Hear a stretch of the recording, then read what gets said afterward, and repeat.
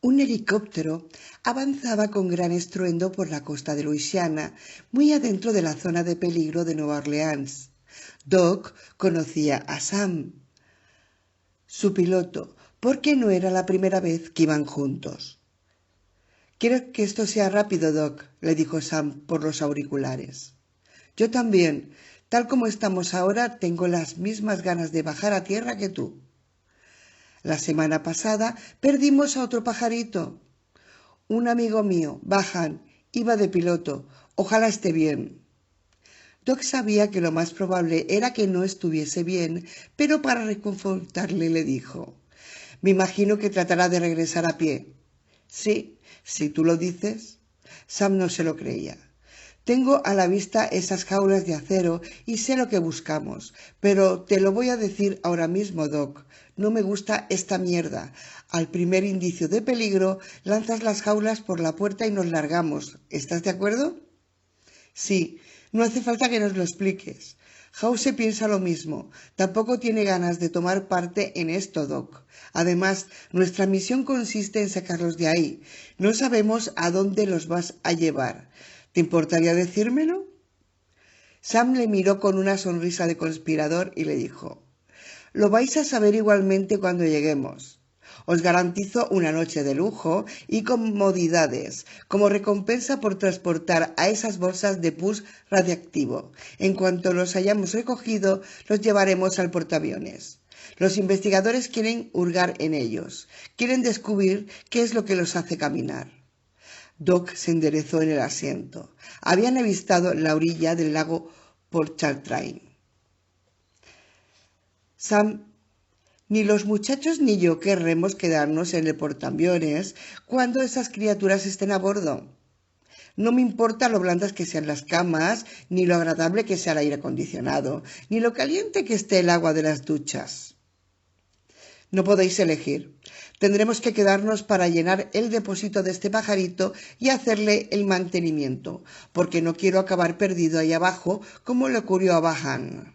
Bueno, ya estamos cerca. Muchachos, comprobad que los trajes hazmat estén bien y poneos los capuchones, joder. No os acerquéis demasiado a los coches ni camiones, ni a nada que esté hecho de metal. Desprenderán radiación. ¿Quién se quedará aquí para accionar el cabestrante y cuidar de la jaula?» Hammer se acaba de presentar voluntario.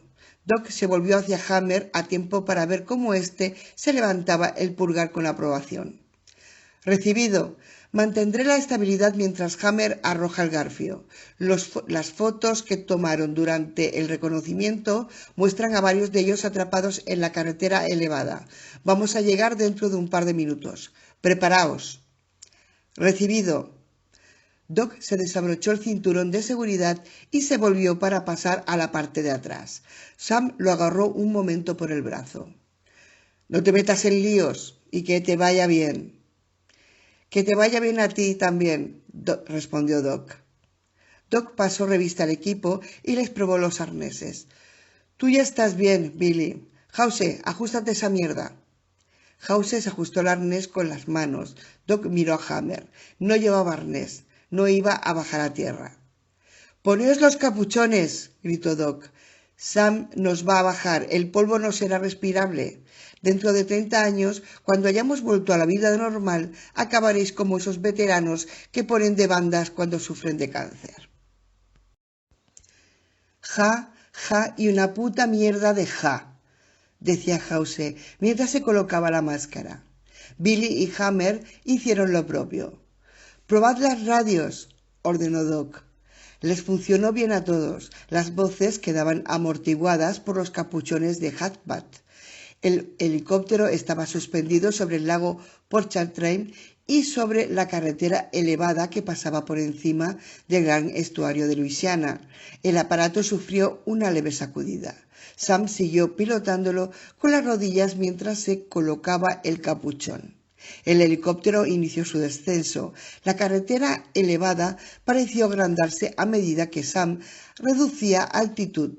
Al fin, el helicóptero quedó suspendido a poca altura. Doc miró por la puerta y vio que Sam había encontrado una buena posición. Había 3 criaturas en un trecho de 100 metros de longitud, atrapadas entre 2 montañas de chatarra que habían formado los coches al chocar. El helicóptero estaba quieto entre las 2 barreras metálicas. Detrás de estas había cientos de nerviosas criaturas que contemplaban el helicóptero suspendido en el aire, atraídas por el estruendo, y levantaban las manos al cielo. Las criaturas empezaron a trepar por los coches para llegar al trecho de carretera que se encontraba bajo el helicóptero. Riadas de no muertos convergían desde ambas direcciones. Los cadáveres se movían con rapidez. El equipo no iba a tener mucho tiempo. Los 3 hombres se sujetaron con los garfios a la cubierta del helicóptero y empezaron a descender con el instrumental. Mientras bajaban, las 3 criaturas atrapadas entre las 2 montañas de chatarra empezaron a acercarse al punto donde tenían que llegar a tierra. El rotor empujaba partículas de polvo radiactivo en todas las direcciones. Sin los trajes, los operativos habrían muerto al cabo de pocas horas a causa de la exposición y habrían vuelto a levantarse poco más tarde. Las órdenes eran sorprendentemente sencillas: extraer 2 especímenes no muertos de 2 áreas radiactivas distintas, uno que hubiera estado expuesto a la radiación de nivel medio y otro en la zona cero de una de las explosiones nucleares. En el mismo segundo en el que las suelas de sus botas tocaron tierra, soltaron los gafos de los cables. Hammer se hallaba 15 metros más arriba y manejaba los controles del cabestrante. Este bajó poco a poco su propio cable hasta que el garfio tocó tierra. Las 3 criaturas se acercaron más. House disparó a la más pequeña y Billy a la siguiente más pequeña.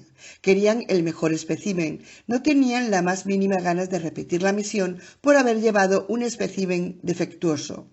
El alfa, que seguía en pie, no pareció darse cuenta de que los otros 2 ya no formaban parte de la manada. Lo más probable era que los 3 hubieran estado atrapados en aquel trecho de carretera en ruinas desde hacía casi un año, desde que la bomba nuclear había destruido Nueva Orleans. Doc apuntó con su arma a la última de las criaturas y tiró del gatillo. La red de Kevlar salió disparada del fusil de aire comprimido, a una velocidad de más de 30 metros por segundo. Cayó sobre la criatura y visiblemente la derribó sobre el hormigón. La criatura se debatió en un furioso esfuerzo por desgarrar la red de Kevlar. House corrió hacia ella en busca de un punto donde pudieran llegar los dientes y las manos de las criaturas. Lo encontró y entonces arrastró rápidamente al monstruo hasta el garfio que colgaba del cable del cabestrante. El rotor se hacía azotándolos con la corriente de aire provocada. Los sonidos de la arena y las partículas de polvo radiactivas se hacían oír en los visores de los capuchones, pese al estruendo del helicóptero. Tras asegurarse de que el garfio estaba bien sujeto al cable, Doc lo enganchó a la red de Kevlar y retrocedió, y levantó el pulgar para que Hammer lo viese desde arriba. Hammer le respondió con la misma señal y el cabestrante empezó a izar hacia el pajarito a la furiosa criatura prisionera en la red. Al cabo de poco, Hammer se comunicó por radio con Doc. «¿Ya lo tenemos bien encerrado?» «Recibido. Baja el cable del cabestrante. No desciendas. Se metería más polvo en el helicóptero». Hammer bajó el cable y subió a los 3 operativos hasta el helicóptero. Dentro del pajarito, el monstruo se debatía en su jaula e hinchaba los dientes en el metal. Sus ojos blancos y carentes de expresión siguieron a los hombres mientras estos preparaban la extracción del siguiente espécimen. El helicóptero voló dando bandazos hacia las ruinas de Nueva Orleans, en dirección al sur, hacia la zona cero. Ningún edificio ni antena de más de 8 metros se mantenía en pie. La explosión nuclear que ordenó el gobierno a modo de último recurso lo había destruido todo, incluso las presas. Nueva Orleans se había transformado en una marisma putrefacta y radiactiva. Mientras avanzaban hacia el sur por la costa, Sam y el equipo trasladaron de avisar un sitio de donde pudieran extraer el siguiente y último espécimen. La Interestatal 610 está ahí abajo. No querría descender tanto como en la carretera elevada. Aquí la cosa está mucho más fea, le dijo Sam a Doc. No te lo voy a criticar, Sam. Mira esa rampa de acceso, dijo Doc y señaló desde detrás del cristal de la cabina. Sam hizo bajar el helicóptero hasta que estuvo cerca de la rampa del acceso I-610. Sí, seguramente nos irá bien. Primero tendrás que encargarte del problema de ahí abajo. House ya trabaja en ello, dijo Doc, y señaló el área de carga donde House se había tumbado boca abajo frente a una portezuela lateral abierta, con un rifle de francotirador Loarue Tactical 7.62 pegado a la mejilla. La mira amplificada por 10 y debía de darle a House vistas excelentes de la situación sobre el terreno. Sam empezó a girar en torno a la zona de aterrizaje como si hubiera sido un cañonero AC-130 Spectre. House se puso manos a la obra. Billy llevaba un Macuto con 20 cargadores de 7,62 listos para proveer el arma. Billy miraba por los prismáticos. Empezó a indicar objetivos y estimaciones de distancia. Al norte del Subaru Forester de color negro, cerca de la capota, 200. House hizo estallar el cuello y el rostro de la criatura, y la cabeza salió volando en una trayectoria de servicio de voleibol. Blancos fragmentos de hueso saltaron sobre la capota del Subaru. Quedaron como una de esas obras de arte que años antes se subastaban por millares de dólares. House soltó aire poco a poco, antes del siguiente disparo. Billy seguía localizándolos y House seguía volándoles la cabeza.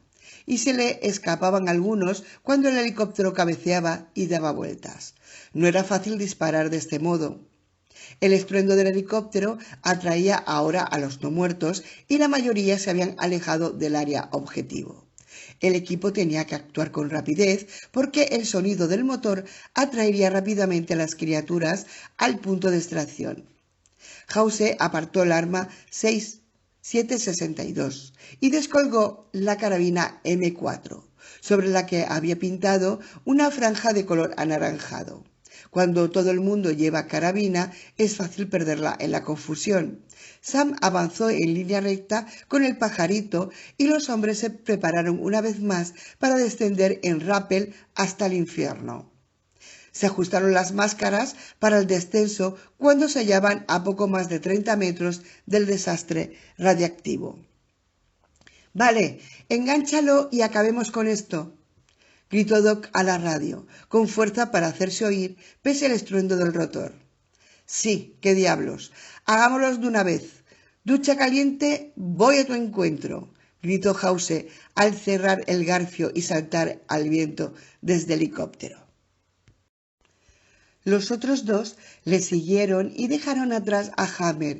En esta ocasión el descenso fue doblemente largo, una precaución adecuada, debido a los niveles de radiación en los que se sumergían. Una vez en el suelo, las corrientes de aire causadas por el rotor no fueron tan fuertes como lo habían sido antes, pero las mortíferas partículas todavía daban vueltas cual letales diablos de polvo en torno a sus rostros. Billy contemplaba Nueva Orleans, o más bien lo que había quedado de ella. Estaba cubierta en su mayor parte de agua y fango radiactivo. Veía millares de criaturas que caminaban trabajosamente hacia ellos por la delgada capa de mugre.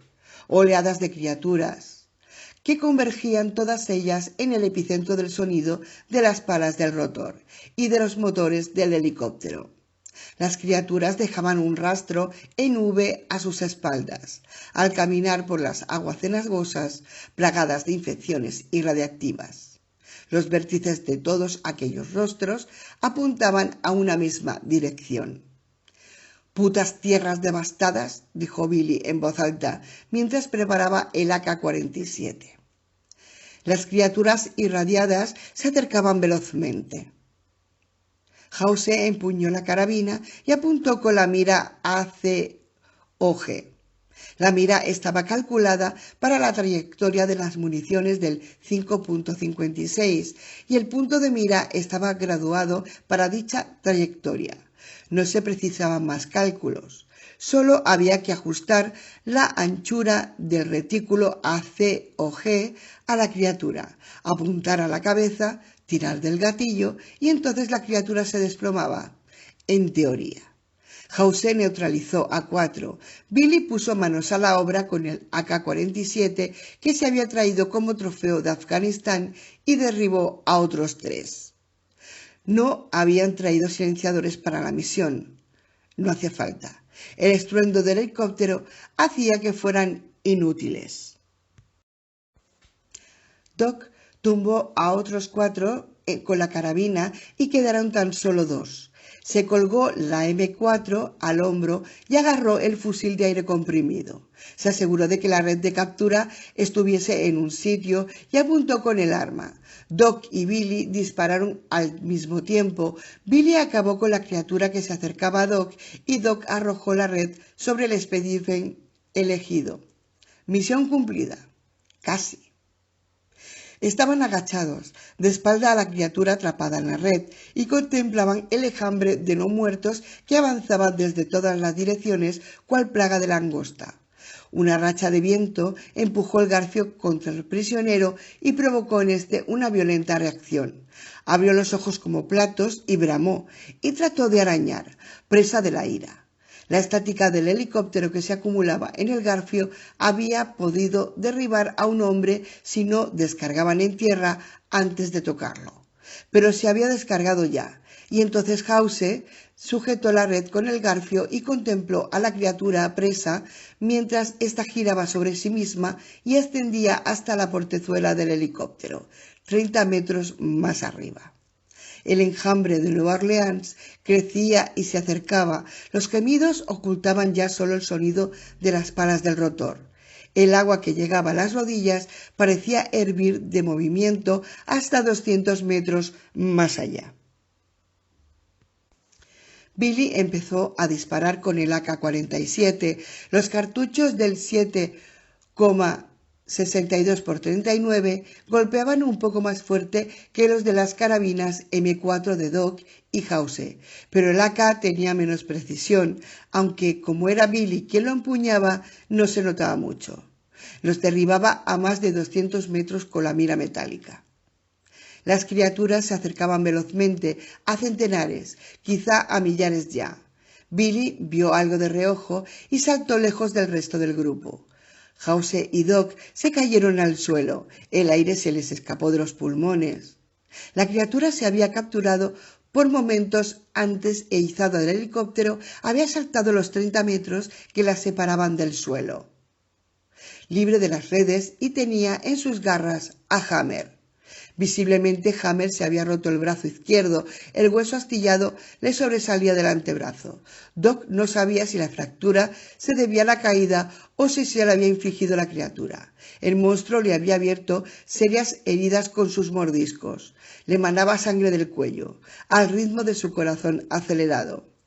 Hammer se llevó la mano a la cintura para tratar de empuñar la única arma que llevaba encima durante la caída, su tomahawk. La criatura irradiaba, forcejeaba con Hammer. El enjambre de Nueva Orleans se hallaba a unos 90 metros. Lágrimas de miedo y rabia brillaban en los ojos de Hammer. Agarró el tomahawk por el mango forrado con placas de micarda y lo blandió. Lo hundió en el cráneo de la criatura y soltó el arma. La criatura había desgarrado la máscara de Hammer antes de la caída. Hammer estaba herido de muerte, expuesto a las letales dosis de radiación presentes en Nueva Orleans. Mientras Doc y House se recobraban y se levantaban del suelo, Billy sacó agente coagulante del botiquín y se le aplicó rápidamente en el cuello a Hammer. Le puso un vendaje para que ejerciera presión sobre la herida, por lo que menos le permitiría ganar algún tiempo. Antes de que nadie se lo pidiera, Hammer se sujetó con gran esfuerzo la herida del cuello y dijo: Son rápidos y veloces. Ha desgarrado la red. Mientras hablaba le salía sangre por la boca. Hammer miró a Billy. Hagamos un intercambio. Le entregó a Billy el tomahawk ensangrentado y Hammer se quedó con el AK de Billy. La misión sigue en pie. No voy a vivir mucho tiempo. Dejaré pasar solo a uno para que podáis llevároslo. Volver a cargar la red en el fusil y vamos allá. Doc se quedó consternado ante el aspecto de fantasma que tenía Hammer. No entendía cómo era posible que se mantuviera consciente. Doc compartimentó el horror de ver cómo la fuerza vital de su camarada se extinguía ante sus ojos. De algún modo logró guardarse las emociones para más tarde. Los tres abrazaron a Hammer y le estrecharon la mano antes de decirle adiós. No les quedaba tiempo para más. Hammer les asintió con la cabeza a cada uno de ellos como única respuesta y se volvió para ir a la lucha. Logró acercarse al frente de no muertos, más cercano, y empezó a disparar. Doc volvió a cargar la red y le dijo por radio a Sam: «Baja o moriremos todos». Sam no se lo discutió. Al cabo de 30 segundos el helicóptero estaba suspendido a 30 metros sobre el grupo, agitando el polvo, los escombros y los muertos andantes en todas direcciones. Hammer peleó con todas las fuerzas que le quedaban, vació el cargador y dejó pasar a una de las criaturas para que atacase a los demás cerca del helicóptero suspendido en el aire. Doc capturó a la criatura con la red y los tres hombres se apresuraron a cargarla en la máquina voladora. Hammer tenía razón. Aquellas abominaciones irradiadas eran más fuertes que cualquier otra que hubieran encontrado. Estuvo a punto de desgarrar la red nueva en el tiempo que necesitaron los tres hombres para meterla en la jaula de acero. No se preguntaban ya cómo era posible que el segundo espécimen hubiera logrado escapar de la red. Había contado con 30 metros de ascenso al extremo del cable durante los cuales pudo romper y arañar cuanto quiso antes de encararse con Hammer. Doc estimó que la fuerza del segundo espécimen debía de equivaler a muchas veces a las del que había quedado atrapada en la carretera elevada. El resto quedaba desdibujado. Los dos robustos especímenes rugían en las sólidas jaulas de acero, separados y sin posibilidad de escapar. El helicóptero ganó altitud. Doc le pidió a Sam que se mantuviera a 60 metros. El equipo contempló la escena que tenía lugar en tierra. Hammer luchaba hasta el final con los no muertos, armado ya tan solo con un machete. Apuñaló y rajó y mató a otros tres antes de que lo doblegaran. Doc fue al estante, agarró la RUE 7.62 con mira telescópica y se echó de vientre a tierra. La mira le confirmó que Hammer había muerto y que las criaturas devoraban con avidez sus restos cálidos y radiactivos. La cólera se adueñó de todo el cuerpo de Doc y maldijo a todas las criaturas y le presentó los últimos respetos a Hammer con una bala de francotirador en el cráneo. Así Hammer no se transformaría en un monstruo más. Pensaba que Hammer habría tenido el mismo detalle con él. Doc contempló la devastada y ruinosa ciudad de Nueva Orleans. Doc se sentó en la litera y por puro hábito miró el reloj. Eran las 14 horas. Tuvo un instante de confusión. ¿Hammer sigue vivo? ¿Dónde estoy? Se preguntó a sí mismo hasta que el recuerdo volvió a ocultarse en los rincones más recónditos de su cerebro. Doc había regresado a la litera del Hotel 23. Hammer estaba muerto y los no muertos todavía reinaban. 11. Kill, Sayen y Monday entraron en el área separada del resto del submarino que hacía las veces de departamento de información. En su interior no había nada especial, ni superordenadores que murmuraban en un rincón, ni imágenes en tiempo real transmitidas por satélite con el correspondiente ejército de analistas dispuesto a estudiarlas. El equipamiento era antiguo y demasiado rebuscado como para resultar práctico. Kill entró en una habitación marcada como SSES. Los 4 hombres que habían abordado el submarino con ellos también estaban allí. «Conozco este sitio», dijo Keel. «¿De qué lo reconoce?», preguntó Monday. «Les había transmitido varios mensajes en tiempos más felices», respondió Keel, de mala gana. «Bueno, hoy en día apenas nos dedicamos a descifrar señales de países extranjeros. Tenemos a un intérprete en ese rincón que entra en el sarao cada vez que lo necesitamos, pero diríamos que apenas sí queda nadie que transmita nada». «¿Qué idioma habla?», preguntó Keel. «Chino». «Me imagino que nos vendrá bien dentro de unas semanas, tanteó Keel. «Sí, y quizá mucho antes. Pónganse cómodos, les voy a dar una alegría. Estamos al borde del apocalipsis y la Armada aún hace sus prestaciones con PowerPoint. Antes de empezar tendremos que arrancar nuestros sistemas y acceder al ordenador de JWICS. Puede que tardemos un minuto». Sayen se arrimó a Keel y le susurró: «¿Qué es eso del JWICS?» «Es una Internet paralela, una Internet en la que no has entrado nunca. Es probable que tampoco hayas oído hablar de ella. El gobierno no la mantenía en secreto antes del desastre. Lo que sí se mantiene en secreto es la información que se comparte en ella. No te imagines conspiraciones. Antes de que empezara esto, la mayoría de sus contenidos se encontraban también en la prensa convencional y en fuentes de Internet». «¿Y decía quién mató a Kennedy y cosas así?».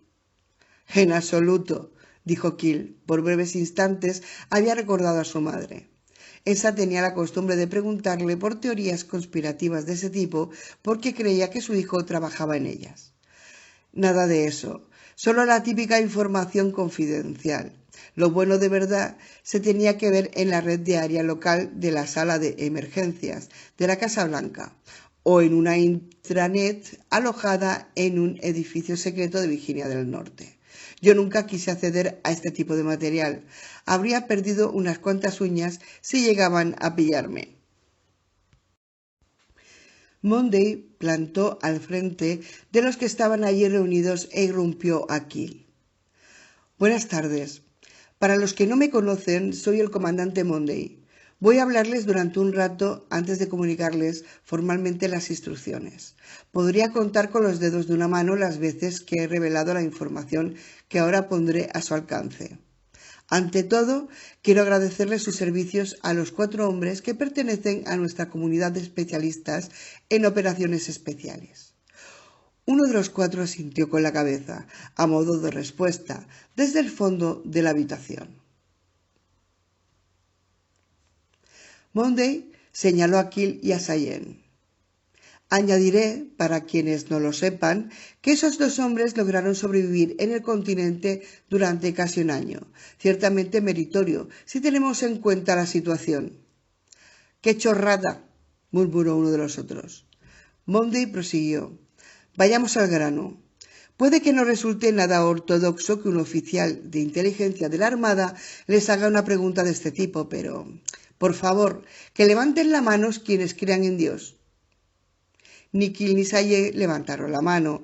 Tan solo uno de los miembros del grupo se apartó del consenso. Keel habría querido hacerlo también, pero aún no estaba preparado. «Ya veo. Me imagino que así, por lo menos, les va a resultar más fácil. Verán lo que voy a decirles que no se podrán retirar. Y les voy a repetir esto mismo dentro de unos pocos minutos. Deben comprender que muchos de ustedes, durante su infancia y adolescencia, hasta llegar a la edad adulta, se criaron de acuerdo con ciertos paradigmas y principios inquebrantables, normas culturales establecidas. El sol sale por el este y se pone por el oeste. Todo lo que sube tiene que bajar. El que organiza las apuestas siempre gana, etcétera, etcétera, etcétera. A veces, cuando tenemos que enfrentarnos a datos que cambian nuestros presupuestos más fundamentales y no podemos refutarlos, se producen efectos extraños en nuestra mente. ¿Algunos de ustedes recuerdan el día en el que descubrió que no existía Santa Claus? Todos los que estaban en la sala asintieron para indicar que sí lo recordaban, aunque no fuera cierto en el caso de Sayen. Bueno, pues imagínense eso mismo multiplicado varias docenas de veces. Monday hizo una pausa que se prolongó durante un largo minuto y fue mirando a todos y a cada uno de los que se encontraban en la sala. Puede que esta sea la última vez que se lo digo, o puede que se lo diga otras 100 veces, si considero necesario que vuelvan a oírlo. Una vez se lo haya dicho, no se podrán retirar. ¿Todos ustedes lo han entendido? Todos ellos asintieron como si lo entendieran, pero Monday no parecía muy convencido. Bueno, vamos allá. Van a sufrir ustedes un puñetazo en sus entrañas filosóficas. He estudiado el historial de todos ustedes, excepto el suyo, Sayen. Por eso ya lo hemos discutido. Si puede ver esto es tan solo por autorización directa del almirante y subdiariamente del capitán de esta embarcación. Si de mí dependiese, usted no estaría aquí. Quiero que quede bien claro. Sayen no reaccionó a las afirmaciones de Monday. Los 4 operativos especiales susurraban entre ellos. Kill no lograba entender lo que decían. Muy bien, vamos allá. Monday activó el cañón. Unos recuadros amarillos en los extremos superior e inferior de una pantalla LED muy ancha montada en la pared mostraron numerosas advertencias. La clasificación general de esta información es alto secreto, SITKGHSAP, horizonte, y todo lo demás que se le pueda ocurrir. Querría darles la bienvenida a todos ustedes al programa Horizonte. Monday clicó para demostrar la imagen siguiente. 08 de julio de 1947.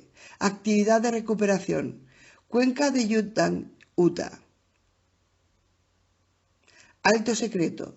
Crítico, crítico, crítico. Yankee 08 de julio de 1947. De secretario de guerra. A presidente de los Estados Unidos. Asunto. Actividad de recuperación. Embarcación recuperada. 4 en encierro. 1 vivo de camino. Right field. Operación de engaño en marcha. Simulación de escombros. Roswell. NM. Patterson. Envía. Alto secreto. Crítico, crítico, crítico. 12. Algún lugar en el círculo polar ártico. Base 4. 70 grados bajo cero. Suficientes para congelarle la cara a un hombre en cuestión de segundos. La base de investigación 4 de Estados Unidos todavía albergaba vida, aunque ésta se hallara a merced de la tecnología y de bidones de combustible diésel de 200 litros. Había pasado casi un año desde que los muertos quebrantaron las leyes de la naturaleza y la física conocidas hasta entonces. Los supervivientes que quedaban en la base afrontaban su segundo invierno sin haber recibido ni siquiera suministros. La mayoría de los 45 miembros del equipo habían abandonado el puesto durante la primavera anterior, con el propósito de recorrer 160 kilómetros en dirección al sur, hasta la zona de hielo delgado más cercana, donde pensaban que podrían encontrar algunos reductos de civilización. No volvieron a ver a la mayoría de ellos. Unos pocos regresaron a la base, quizá por el instinto o por hábito. Tenían el mismo aspecto que todos los demás, ojos blancos como la leche y cubiertos de escarcha, las cabezas heladas y gachas, hambriento. La base 4 siguió la caída de la civilización al ritmo de las noticias que le llegaban por radio de alta frecuencia. Tan al norte, la alta frecuencia era el único medio de comunicación medianamente fiable. Los teléfonos por satélite habían funcionado durante los primeros meses después de la anomalía, pero terminaron por enmudecer, junto con el resto de la tecnología dependiente de una infraestructura compleja y frágil.